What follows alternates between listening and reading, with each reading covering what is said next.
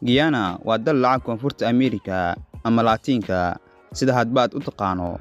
Waa dalka kaliya ee Laatiin dhaca ee Ingiriis looga hadlo ama ay luqad rasmi ah ay u tahay. Bulshada degan dalkaas waa Hindi iyo Madow. Waa dal isir u kala qaybsan. Waxa uu ka mid ahaa saddexda dal ee ugu faqiirsan guud ahaan Laatiin Ameerika.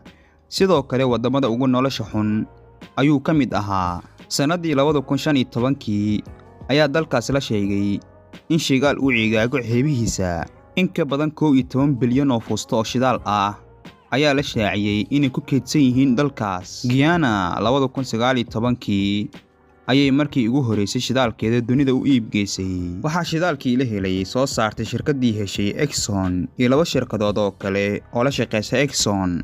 Guyana waxay heshiis la gashay shirkadihii si ah in 50% loo qaybsado faa'iidada shidaalka. 2019 ayay lacagteedii ugu horeysay ka heshay shidaalkeeda. Waa cusub ayaa u bariyay dalkaas yar. Guyana waxay noqotay maanta dalka ugu kororka dhaqaalaha sare ee dunida. Waa dalka ugu horeeya maanta dunida ee dhaqaalihiis aad u korayo. Sanadkii tagay 37% ayuu dhaqaalaha dalkaasi kordhay. Dalka ugu dhow caalamka 6% ayuu kordhaa. Tan iyo intii dalkaas shidaalka helay 400% wax ka badan ayuu dhaqaalihiisii kordhay. Sanadkan oo qura 1 bilyan lacag ka badan oo faa'iido ah ayuu ka soo xareeyay shidaalka. Dakhli sanadeedka soo gala qofka Guyaniska ah sanadkii celcelis ahaan 3 sano ka hor waxa uu ahaa 4,000 ilaa 5,000. maantana waa $20,000 sanadkii.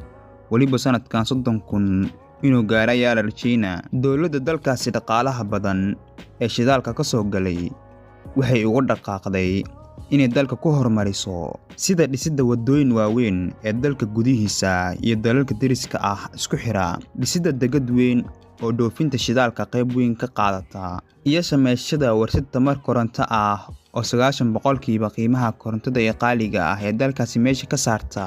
Guyana waxaa la rajaynayaa in 5 sano ee soo socota ay kaga mid noqoto dalalka dunida ugu qanisan uguna nolosha wanaagsan. Waxaana u sahlay shidaalkeeda oo la soo saaray kadibna si hufan loo maamulay.